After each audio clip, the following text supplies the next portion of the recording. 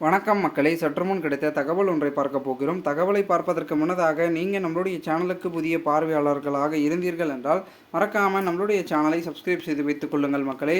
தற்பொழுது திராவிட முன்னேற்ற கழகத்தின் மிகவும் முக்கிய அங்கமாக இருக்கக்கூடிய நம்மளுடைய முதலமைச்சர் மு.க.ஸ்டாலின் அவர்கள் தற்பொழுது பார்த்திங்கன்னா அவர் என்னதான் பார்த்திங்கன்னா ஒரு பக்கம் தேர்தலில் பிரச்சாரம் பார்த்திங்கன்னா வெளி மாநிலங்களுக்கு செல்ல இருந்து அதுக்கு அடுத்தது சுற்றுப்பயணம் மேற்கொள்வதோ அடுத்த கட்ட விஷயங்கள் செய்வதோ என்று ஒரு பக்கம் இருந்தாலும் கூட பெரும் வாரியாக அவருக்கான ஆதரவு இந்த ஒரு தேர்தலில் நடக்கிறதா அப்படின்ற கேள்விகள் அதிகமாக எழுப்பப்பட்டிருக்கிறது. அதாவது அவர் வீட்டிலே கேட்கக்கூடிய ஒரு செயலாகவே பார்க்கிறது அப்படின்னு சொல்கிறாங்க. என்ன சொல்கிறீங்க அப்படின்னு கேட்டிங்கன்னா, அதாவது திராவிட முன்னேற்ற கழகம் இந்த ஒரு தொகுதியில் இந்த ஒரு தேர்தலில் 40 இடங்களை வெல்லும், 40க்கு 40 நாங்கள் தான் அப்படின்றலாம் பார்த்திங்கன்னா ஒரு சில தகவல்களும் விளம்பரங்களும் அப்படி இப்படின்ற கருத்து கணிப்புகளும் அவர்கள் சொல்லி கொண்டிருந்தாலும் கூட அடுத்த கட்டமாக நடக்கக்கூடிய ஒரு விஷயம் என்னவாக பார்க்கப்படுகிறது என்றால், பெரும் விதத்தில் செயல்படக்கூடிய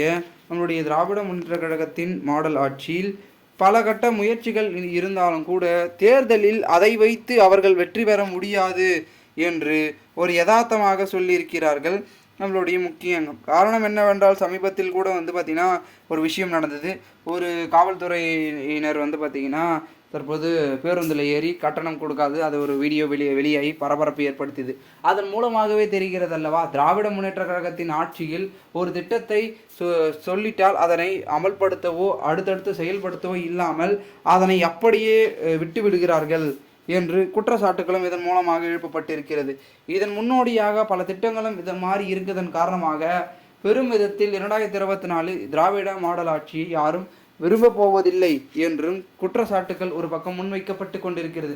மேலும் இந்த ஒரு சூழலில் அடுத்த கட்டமாக நடக்கக்கூடிய ஒவ்வொரு சிக்கலுமே திராவிட முன்னேற்ற கழகத்திற்கு பெரும் ஒரு சம்பவமாக இருக்கும் அப்படின்றதும் பார்க்கப்படுகிறது.